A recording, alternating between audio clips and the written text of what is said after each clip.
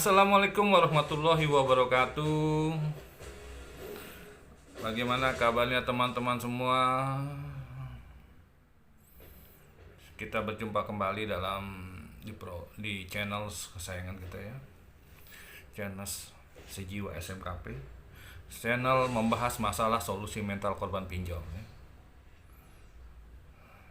Kali ini kita akan membahas tentang ketakutan dalam mindset dan pikiran kita ya. Kita masih mempunyai rasa ketakutan. Kita masih takut dengan teroran DC. Beberapa kali kita mengikuti anjuran-anjuran di grup-grup FB maupun di WA grup, tapi kita belum bisa menetapkan. Masih ada keraguan, ketakutan. Gitu. Karena hal itu terjadi karena kita belum merasa yakin mengikutinya. Apa yang harus kita lakukan? Atur mindset kita. Kita lihat apa yang disarankan dari para admin semua, ya kan, supaya untuk maju. Kita ambil semuanya, kita ambil segi positifnya, jangan negatifnya. Suatu sisi perkara yang satu dengan yang lain memang berbeda. Anda menerapkan suatu dari satu sisi ke sisi lain tetap berbeda dengan perkara yang lain.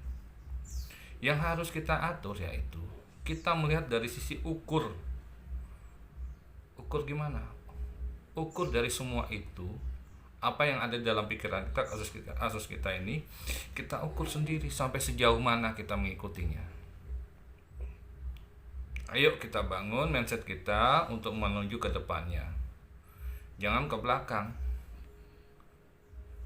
Kita bisa menghadapi kok, kita bisa menghadapi semua kok.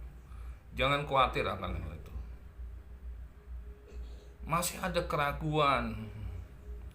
Setiap kita melihat handphone, kita ada ketakutan di teror DC.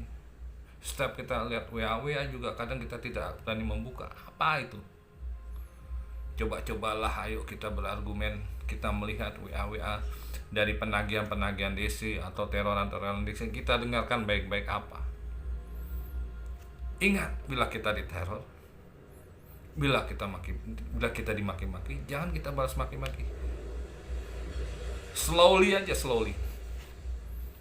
Anggap kita tidak punya masalah ya. Dapat WA, dijawab ya terserah.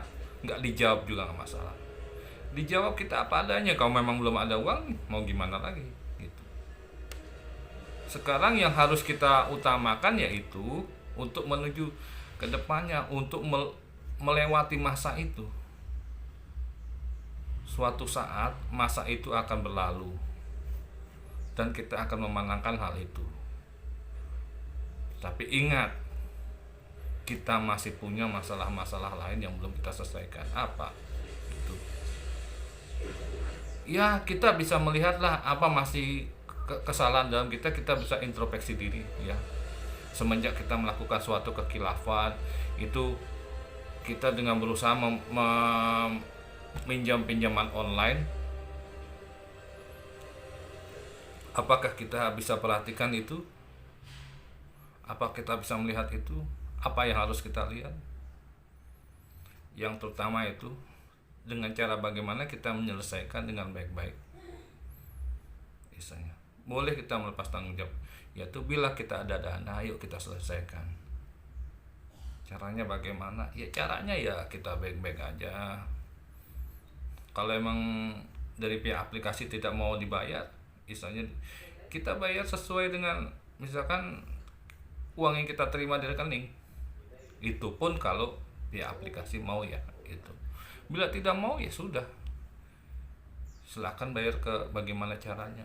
Dengan cara menyedekahkan apa gimana. Ya yang penting niat kita benar-benar untuk bertobat. Ingat, jangan diulangi lagi untuk memulai sesuatu yang sekiranya merugikan kita. Ya kan? Maju ke depan, jangan belakang. Di depan kita masih kita raih.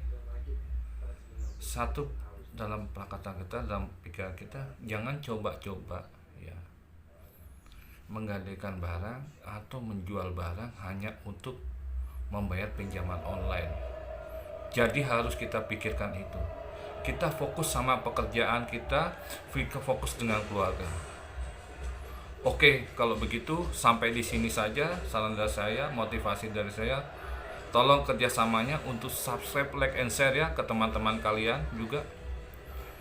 Semoga channel ini bisa berarti buat kalian semua. Ingat, jaga protokol kesehatan, prokes ya. Hindari kerumunan. Kita membuat aktivitas di rumah aja lebih baik. Ya, bila mempunyai aktivitas di luar ya silakan, tapi harus berhati-hati sesuai dengan prokes anjuran pemerintah ya, untuk menjaga juga keselamatan kita juga. Oke, sampai di sini dulu motivasi dari saya. Salam sejiwa SMKP, terus maju terus melewati semua itu, selangkah demi selangkah. Salam sejiwa SMKP, salam gabay. Wassalamualaikum warahmatullahi wabarakatuh.